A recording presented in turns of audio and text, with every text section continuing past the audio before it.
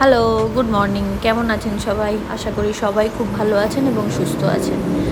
চলে এসেছি নতুন একটা ভিডিও নিয়ে। আজকে সকালবেলা যখন হাঁটতে গেছিলাম তখন এরা দুজনে দেখছি বকবক করছে, ঝগড়া করছে না আনন্দ করে কথা বলছে সেটা জানি না। যাই হোক, ভালো লাগলো। বাজারে গেছিলাম তো এই যে কান্তারাকে দেখেছেন, কাকরোলের ভাই, ছোট ভাই, আগের দিন দেখিয়েছিলাম 199 টাকা পার কেজি। ভেন্ডি 59 টাকা, এটা 69 টাকা হচ্ছে বরবটি কেজি হিসেবে, কিন্তু করলা 89 টাকা। চলে এসেছি বাজার থেকে, মাছ নিয়ে এসেছি, কাতলা মাছ। আজকে কাতলা মাছগুলি খুব ভালো পেয়েছি এবং সাথে হচ্ছে কাতলা মাছের তেল। আহা, আপনারা কি কাতলা মাছের তেলের তরকারি খান? আমরা তো খুব ভালোবাসি। এই যে তেলটাকে পেয়েছি একদম পরিষ্কার ঝকঝকে, তাই তেলটাকে পরিষ্কার করে নিচ্ছি। আমি আবার তেলের এই নাড়ি ভুড়িগুলোকে ফেলে দিই, নয়তো ভালো লাগে না খেতে। তেল দেখেছেন মাছের, উফ, এই যে এরমভাবে পরিষ্কার করে নিতে হয়, নয়তো ঠিক ভালো লাগে না। একদম ধপধপে পরিষ্কার তেল পেয়েছি, তো হয়ে গেছে আমার মাছ পরিষ্কার। এই যে ডান। এবার চলে যাব রান্নায়। আজকে দুটো কাতলা মাছ ভাজা করব আর এই তেলের তরকারি। চলে এসেছি রান্নায়, দুটো মাছ ভাজা করছি, ভাতের সঙ্গে খাবো। মাছ ভাজা হয়ে গেছে, ভাজাগুলোকে তুলে নিলাম।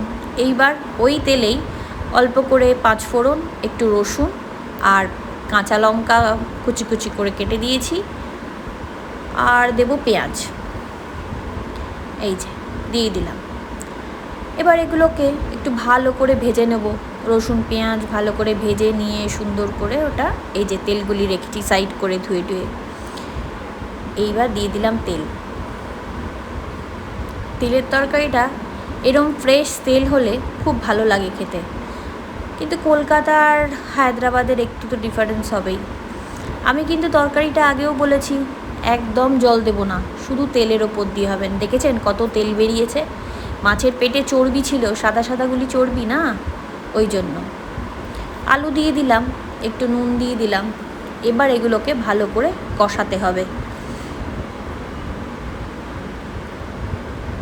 এই যে কত তেল বেরিয়েছে, দেখেছেন? এই তেলের ওপরেই পুরো রান্নাটা হবে। কিন্তু মশলাটা ভিজিয়ে রেখেছিলাম, সাধারণ যে মশলা দিই। আপনাদেরকে আবারও বলছি, আপনাদের একটা লাইক, কমেন্ট এবং শেয়ার আমাকে আরও বেশি উৎসাহ দেবে নতুন নতুন ভিডিও বানানোর জন্য। আপনাদের উৎসাহতেই আমি আরও ভিডিও বানাতে চাই, তাই আপনাদেরকে বলছি আমাকে প্লিজ সাপোর্ট করুন। আমার তেলের তরকারিতে বেগুন পড়ে গেছে, এবার বেগুন দিয়েও ভালো করে এটাকে কষিয়ে নেব। তেল দেখেছেন কত তেল বেরিয়েছে? এবার দিয়ে দিলাম গরম মশলা। গরম মশলা দিয়ে একটু ভালো করে কষিয়ে নেব। হয়ে গেছে আমার তেলের তরকারি। ভাত আছে, তাই তেলের তরকারি দিয়ে ভাত দিয়ে হয়ে যাবে। বিকেলবেলা বেরিয়েছিলাম হাঁটতে, এই মিনি কুপারের কালারটা দেখে দাঁড়িয়ে পড়লাম। কি সুন্দর না দেখতে? আজ আসি, আপনারা সবাই ভালো থাকবেন, সুস্থ থাকবেন, টাটা।